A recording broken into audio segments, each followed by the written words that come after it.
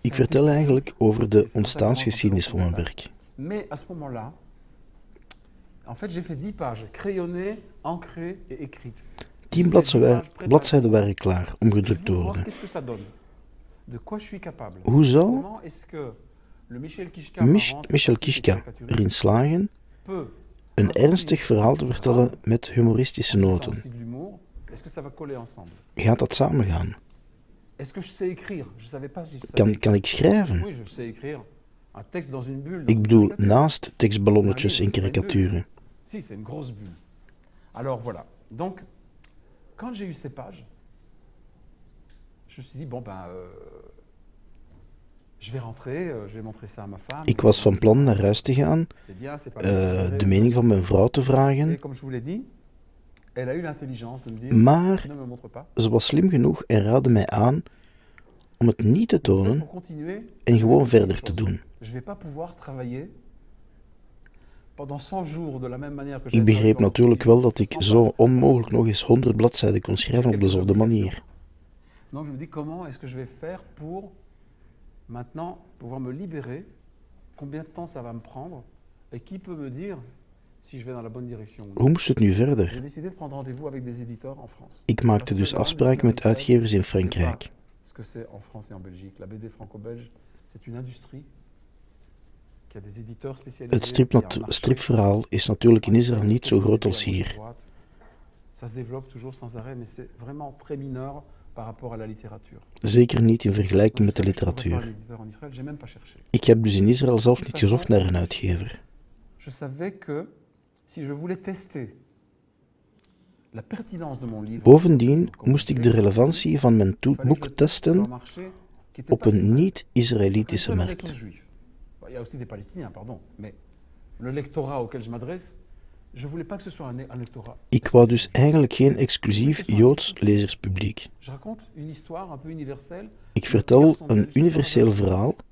Et qui raconte un peu, voilà, comment ça s'est passé après la guerre. Het verhaal van de naoorlogse belevenissen van een Belgisch jongetje dat toevallig Joods is en tegen wil en dank beetgegrepen werd door een trauma. In Frankrijk en België bestaan er grote stripuitgeverijen zoals Delcourt, Casterman, Dargaud. Dus maakte ik eerst afspraken. De mensen kenden mij als karikaturist.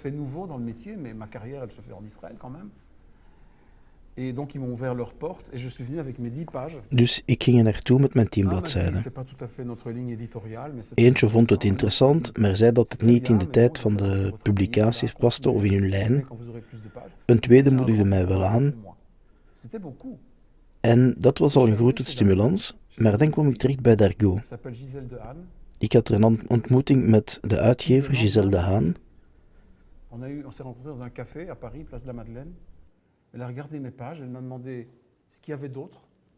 Et je lui ai sorti 50 feuilles que j'avais manuscrites en disant voilà, je parle du suicide de mon petit frère, je parle de ceci, je parle de l'histoire de ma. Ik legde daaruit wat ik wilde doen, aan de hand van de belevenissen die erin beschreven zouden worden. Ze bekeek mijn werk en 's morgens belde ze mij dat de directie akkoord was met de publicatie. Ik kreeg een contract met een voorschot en ze hielp me om vorm te geven aan het boek. Ik was verbluft, want ik had eigenlijk geen enkel idee wat ze zouden zeggen.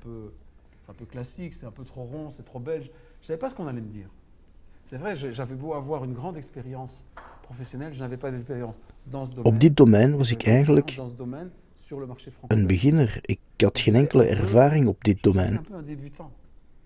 Vous savez, ceux qui viennent avec leur planche sous le bras en transpirant et qui s'excusent de frapper à la porte et qui s'excusent de montrer leur travail et des fois ils ont des chefs-d'œuvre dont ils ne se rendent pas compte. Bref. Donc l'accueil a été tel que je suis rentré en Israël complètement abasourdi. Ik ben helemaal perplex naar Israël vertrokken terug om mijn vrouw te gaan inlichten. Et alors là, on a dit alors comment ça va se faire? Et alors ma femme a compris et moi j'ai Toen begrepen we beiden qu'il va falloir dat ik mijn tijd ging anders moeten organiseren.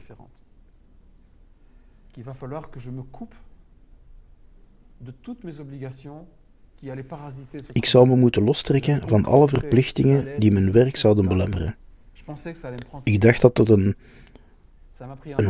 misschien paar maanden zou duren, maar het duurde toch eigenlijk een jaar en een half. Ik moest me ook psychologisch voorbereiden. Ik moest stopzetten met ja te zeggen aan aanbiedingen die ik moeilijk had voordien om te weigeren.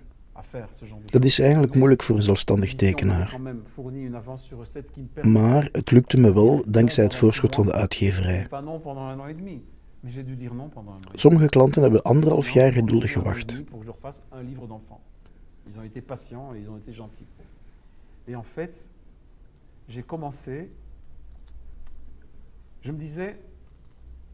Ça avait très bien marché quand je m'étais isolé de chez moi. Quand j'étais parti de chez moi pour 10 jours, tout seul, dans un appartement à Liège ou à Paris, c'était bien. À la maison, c'est pas la même chose. Il y a des gens qui vont... Thuis zijn er mensen die komen, die gaan. Ik had niet de isolatie die ik had in Luik. Telefoon, de dagelijkse dingen die alle dagen gebeuren. Maar ik had kalmte, afzondering nodig. Zoals die eerste 10 geïsoleerde dagen. Dus ben ik naar vrienden met een mooi huis en een paardenstal aan het middel van Tiberias in Galilea vertrokken.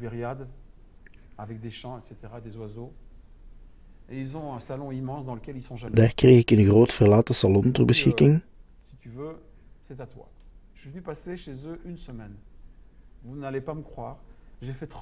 In de week dat ik daar verbleef, heb ik 35 bladzijden kunnen schrijven. J'étais de nouveau 18 heures par jour. J'ai crayonné. J'avais déjà beaucoup écrit. Terug, zoals in België in Luik, werkte ik 18 uur per dag. Herlezen, markeren, schetsen.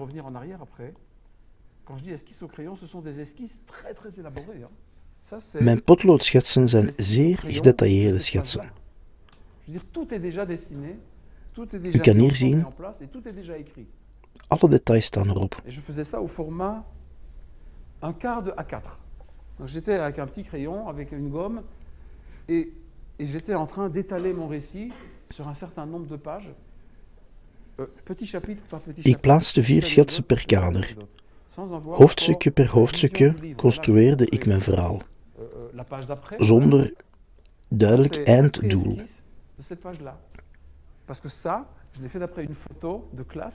Dit is bijvoorbeeld een basisschets gebaseerd op een klasfoto in Spa toen ik 8 jaar was.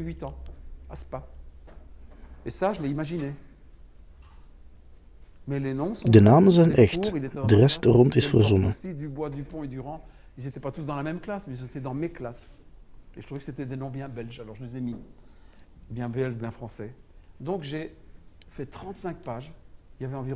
Die 35 bladzijden maakten nu 5 tot 6 hoofdstukken.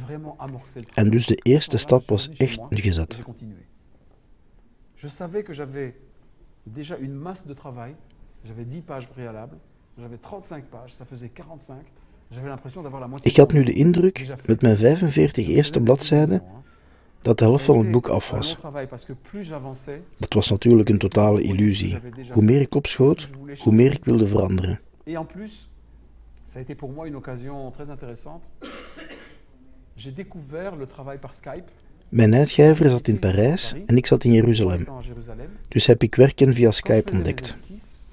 Ik scande mijn schetsen, stuurde ze door, zij bracht er opmerkingen op aan en via Skype werd alles besproken.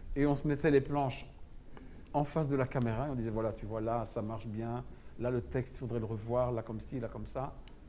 Mais de toute façon, et ça, c'est de ce côté-là qu'elle a été formidable, l'éditrice. Chaque fois que je lui envoyais des planches, elle me répondait tout de suite.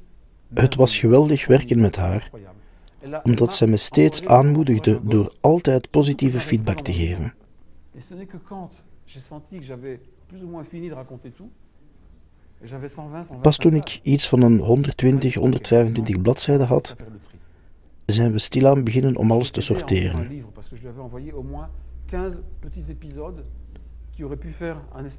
Ik had tenminste 15 kleine afleveringen en daaruit gingen we een boek samenstellen.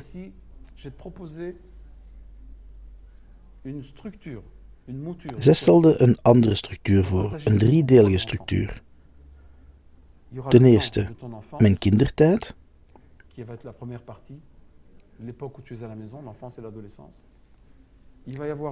Als laatste, mijn verblijf in Israël. En in het midden, de zelfmoord van Charlie, mijn broer. Ze begreep dat dit eigenlijk het belangrijkste hoofdstuk was. Charlie was het knooppunt van het verhaal. De lezer zou het begrijpen.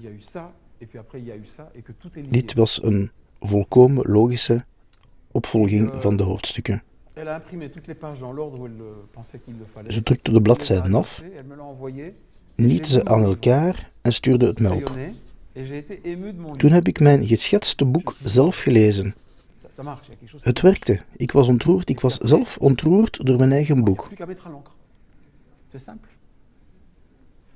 Ça m'a pris 6 mois. Je pensais que ça allait me prendre 3 mois. Je me dis, oh, moi je sais faire 2-3 pages par jour. En 30 jours, j'ai fait 90 pages. Après, je peux prendre des vacances. Enkel de inkt moest nog toegevoegd worden. Ik dacht dat het een 3-tal maanden zou duren, maar het waren er tenslotte 6 maanden. Het was de eerste keer dat ik in zwart-wit werkte.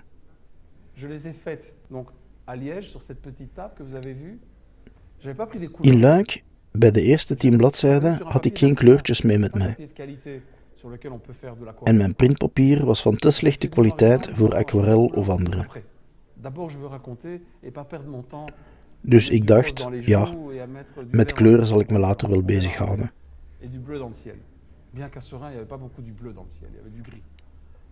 Et au fond, quand j'ai amené ces planches, ces premières planches, les 5 premières de l'album, à l'éditrice, et que je lui ai dit... Wanneer ik mijn eerste bladzijde meegenomen had naar de uitgever, was ik eigenlijk verbaasd te horen dat zij kleur niet nodig vond. Ik zelf ben een colorist, ik bewonder kleuren en ik heb altijd in kleur getekend. Maar tot mijn 12e waren de meeste familiefoto's in zwart-wit.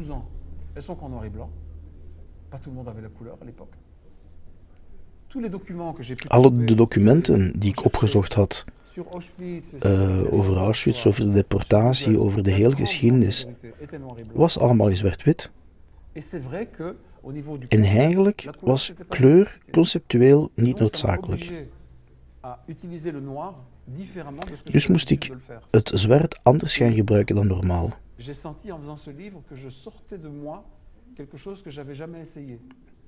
Ik haalde dingen uit mezelf die ik nooit geprobeerd had.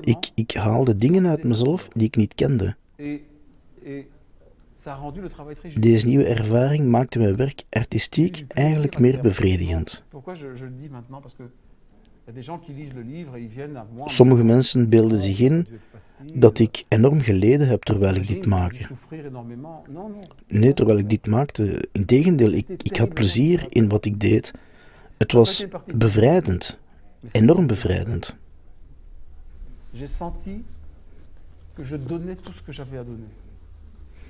Ik gaf het beste van mezelf, zowel in het verhaal, in de teksten, als in de tekeningen. On est tous à la recherche de cela quand on crée. Un créateur est toujours insatisfait. Il peut toujours faire mieux. Je savais que je ne pouvais pas faire mieux. C'était le mieux que je pouvais. Dit was het beste dat ik kon. Ik deed mijn best, op alle gebieden. J'ai tout fait avec beaucoup d'amour, avec beaucoup de... Je me suis investi corps et âme. Ik heb echt met hart en ziel gewerkt. Ik heb niets aan het toeval overgelaten. De datum waarop mijn werk moest inleveren werd uitgesteld. Het boek vlotte wel, maar trager dan we hadden voorgesteld.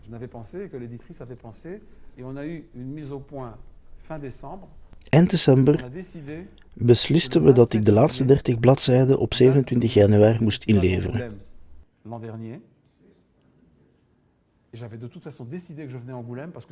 Dat was de datum van het Festival d'Angoulême, mijn spiritueel en artistiek voer, waar ik dan ook sowieso naartoe ging. Dus ik had nog 30 dagen. Op 26 januari heb ik mijn strip voltooid en de volgende dag overhandigde ik mijn uitgever de laatste 30 bladzijden.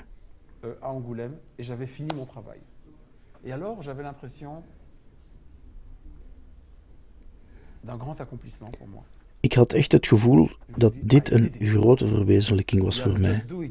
I did it. Je suis tombé malade pendant 1 mois.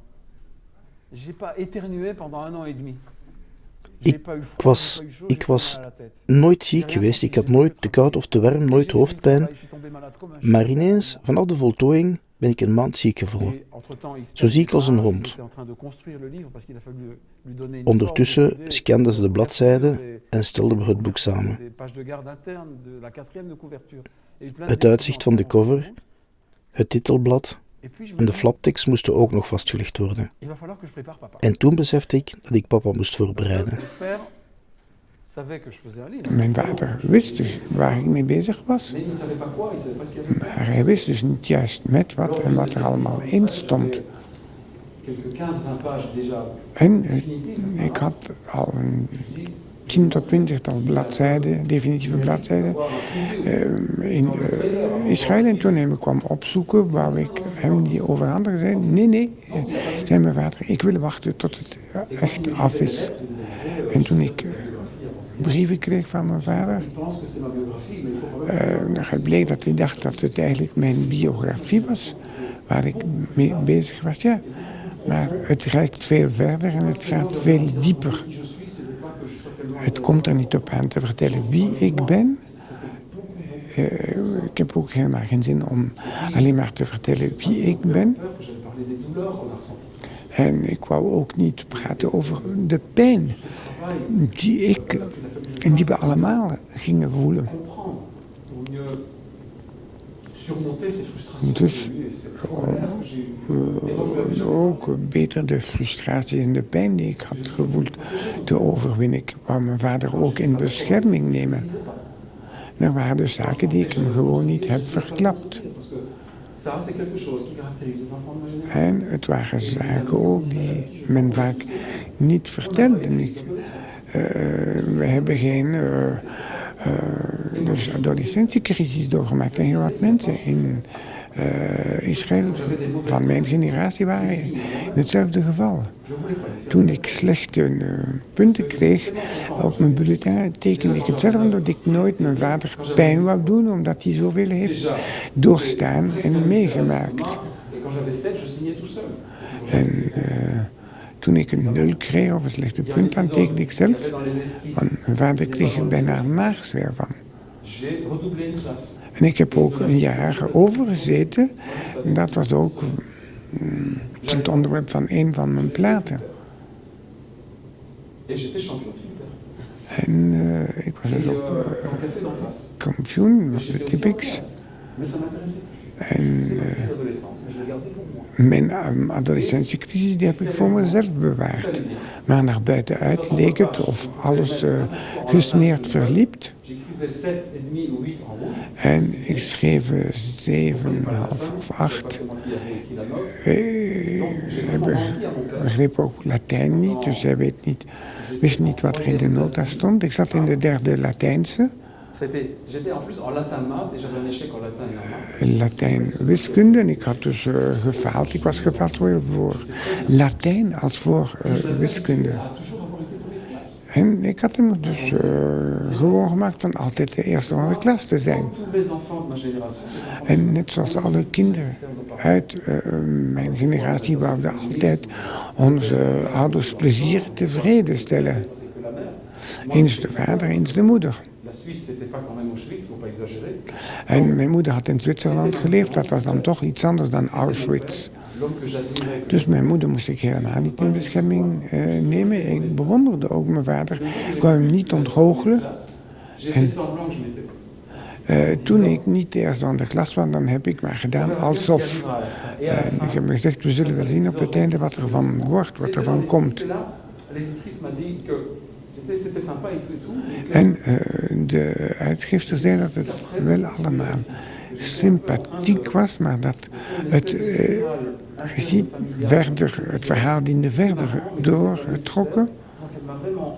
En ze heeft me dan ook geholpen bij het maken van keuzes. En die episode die ik zojuist kom te vertellen, staat dus niet in het boek vermeld, maar wel in de schetsen.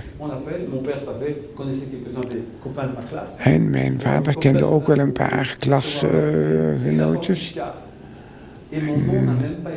Mijn naam is zelfs niet geciteerd geworden. Want op school riep men ook nooit de namen af van zij die minder dan 60% haalden. En dan heeft mijn vader dat op de prijsuitdeling echt vlak in zijn gezicht gekregen. En het was dus de eerste maal dat ik hem ook zo sterk ontgoocheld heb. En nadien heb ik begrepen dat hij dus zichzelf in mij projecteerde. Ik was zijn eerste zoon die de naam Kiska droeg. En hij heeft dus heel veel geprojecteerd van wat hij als kind had willen zijn en doen op mij. Hij rekende dus heel sterk op mij om al die hopen te vervullen, in werkelijkheid om te zetten. En dat falen, die mislukking, dat was een vreselijke belevenis.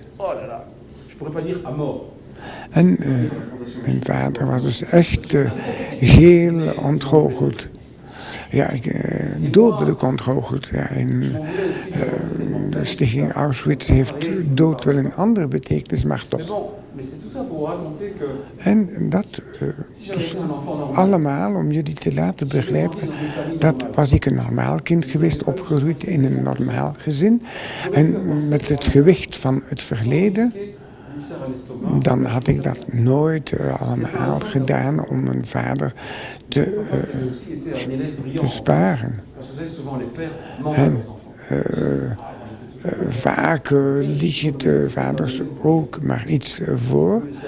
En ik was schitterend. En mijn vader die was een heel goed student. Hij was de eerste voor Frans, de eerste voor wiskunde als een Pool in België. En hij wou dus dat ik nog beter was als kind dan hij als kind. En dat korte episode zegt dus heel veel over de kinderen van de tweede generatie, mensen die nu tussen de 50 en de 60 jaar oud zijn. Ook over het feit dat we eigenlijk met twee gezichten hebben leren leven. Een gezicht samen met de ouders, een rimpelloos en perfect en Joods leven. En we waren echt onszelf pas toen we buitenshuis waren. Ja, tijdens mijn kindstijd heb ik eigenlijk weinig begrepen, is weinig tot me doorgedrongen, maar wel tijdens de adolescentie.